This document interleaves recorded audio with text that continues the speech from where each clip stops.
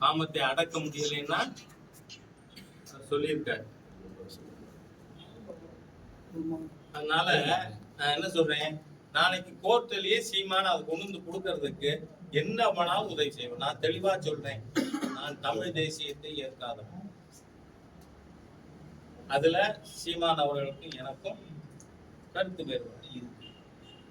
ஆனா ஈவேரா என்கின்ற ஒரு போலியான பிம்பம், வாழ்நாள்ல ஒழுக்கமாவே வாழாத, தேசபக்தியே இல்லாத வெள்ளக்காரன், கைக்கூலி, தேச துரோகி, அந்த தேச துரோகிக்கு ஆதரவா பேசலாமா யாராவது?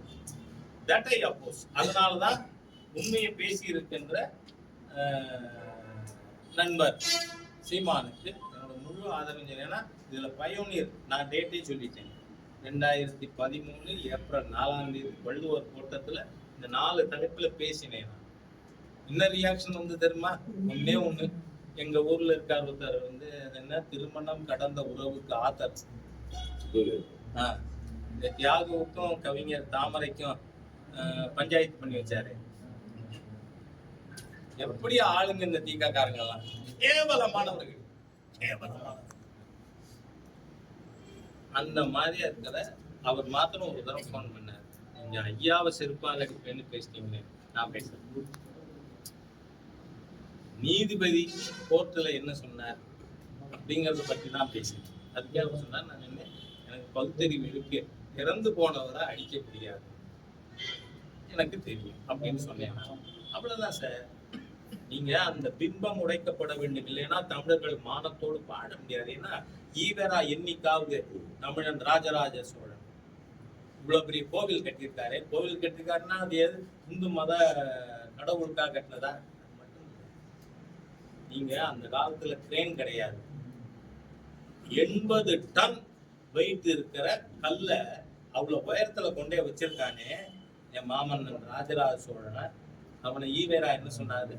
பார்ப்பன அடிமை. இந்த ஆளுக்கு புத்தியே கிடையாதுங்க, இப்படியெல்லாம் பேசியிருக்காரு.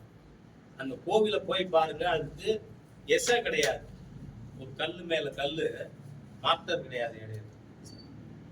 அதனுடைய அந்த 80 டன் வெயிட் இருக்கு பாருங்க கல்லு, இந்த கோல வடிவ கல்லு, அதுல நிக்குது கோவில். அம்மா, இது இன்ஜினியரிங் டெக்னாலஜி இல்லையா, ஆர்கிடெக்சரல் எக்ஸலன்ஸ் இல்லையா? அவன் தமிழன் இல்லையா? இன்னைக்காவது ஒரு இடத்துலயாவது தமிழனை அவனை கௌரவமா பேசியிருப்பாரா ஈவேரா?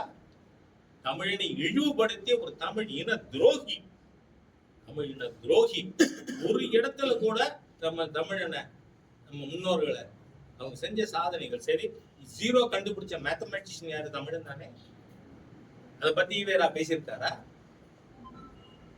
எப்படிங்க ஈவேரா தமிழன் இல்ல, தமிழனை மதிச்சவன் இல்ல, தமிழனுக்கு எந்த விதமான கௌரவமும் கொடுத்தவர் இல்லை.